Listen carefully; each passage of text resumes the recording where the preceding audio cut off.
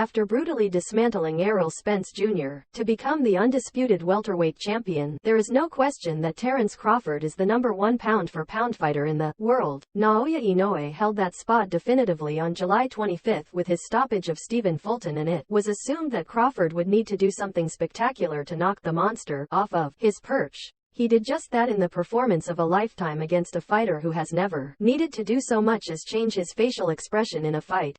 Spence's journey as a career-long welterweight saw him collect 3 of the 4 major 147-pound titles the hard way by taking them one by one against stellar opposition. The undisputed title fight with Crawford, who had been on the outside looking in during his time at Top Rank, was widely regarded as a true 50-50 fight and one of the biggest in the sport. But when asked if Spence would be his toughest test, Crawford shrugged off the notion and routinely stated that he wouldn't know until they got in the ring. Crawford did to Spence what he did to most of his opponents and handed out a savage beatdown that worsened as the rounds wore on. Outside of a first round that saw Spence work the jab while Crawford took stock of his opponent's approach, this was a masterfully executed outing that will be remembered as one of the most scintillating one-sided drubbings between 2 pound-for-pound stars. Rather than ask whether Crawford is the best in the world right now, it's a good time to discuss how the product of Omaha, Nebraska is on the cusp of being recognized as the greatest welterweight of all time. This is the case that can be made for and against Terence Crawford. Terence Crawford is the greatest welterweight of all time. Since arriving at 147 pounds in 2018, Crawford has mowed down the competition with 8 wins and 8 stoppages.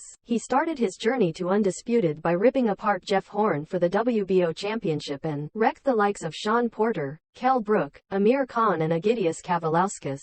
There were questions surrounding the strength of his schedule, and it was expected that Spence would test him more than he had ever been tested in any of his previous 39 career fights, and Crawford answered those questions with a blistering performance. He's the first undisputed 147-pound champion in the 4-belt era, but does he immediately enter the conversation as the best welterweight of all time? Of course. For many, Sugar Ray Leonard is the G.O.A.T. at welterweight. The boxing legend went 22-1 with 16 knockouts. His lone loss was dropping a decision to Roberto Duran, and he would get his revenge 5 months later by making Hands of Stone quit. Floyd Mayweather is also considered one of the best welterweights to compete, as he went 12-0 with 3 knockouts and victories over Zab Judah, Manny Pacquiao, Shane Mosley and Juan Manuel Marquez. Sugar Ray Robinson immediately comes to mind as the greatest 147-pound fighter ever, but there simply isn't a lot of footage of Robinson competing in the weight class. There are also the likes of Kid Gavilan, Emil Griffith and Jose Naples.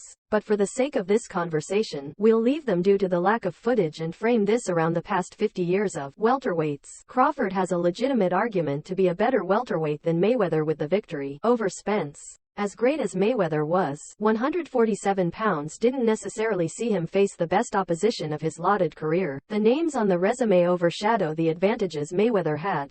Juan Manuel Marquez was too small, while Shane Mosley wasn't quite the fighter he was several years back. Manny Pacquiao was clearly on the wrong side of his career, and Zab Judah's best years were behind him. The truth of the matter is that Mayweather didn't face a pound-for-pound peer at welterweight as Crawford did, and Crawford took a career welterweight and systematically beat him down. As for Leonard, he came up during the fiercest crop of welterweights the sport had ever seen, with Duran, Tommy Hearns and Wilfred Benitez. The fact remains that he did drop a decision to the legendary Duran, and some feel that Leonard took advantage of the Panamanian's lifestyle choices that saw him balloon in weight between fights. There's absolutely no denying that Leonard's come-from-behind TKO of Hearns is one of the definitive performances of his career. But Crawford's steamrolling of the opposition has been absolutely astounding. His combination of power, speed, defense, finishing ability and boxing IQ are unrivaled in today's current crop of welterweights. He's proven to be absolutely unstoppable, and perhaps the idea that he could go down as the greatest 147-pound fighter of all time isn't out of reach. Terence Crawford is not the greatest welterweight of all time.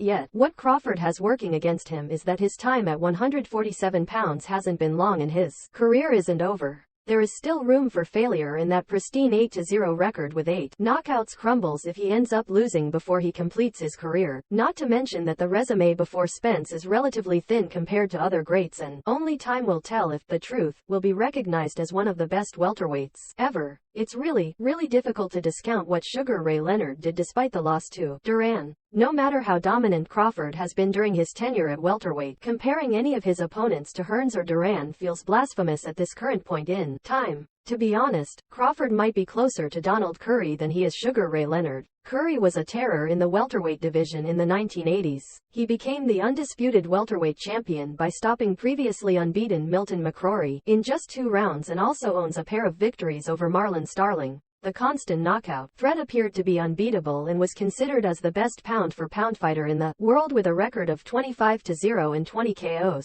That all came crashing down when Lloyd Honeyghan shocked the world by pulling off a massive upset and making Curry quit after the 6th round. Not to say that will happen to Crawford, but there's a possibility that this conversation is a bit premature coming off the heels of the biggest win of his career. Regardless of which side you are on, one thing is for sure: Terence Crawford deserves to have his name in the conversation as one of the best welterweights in the history of the sport.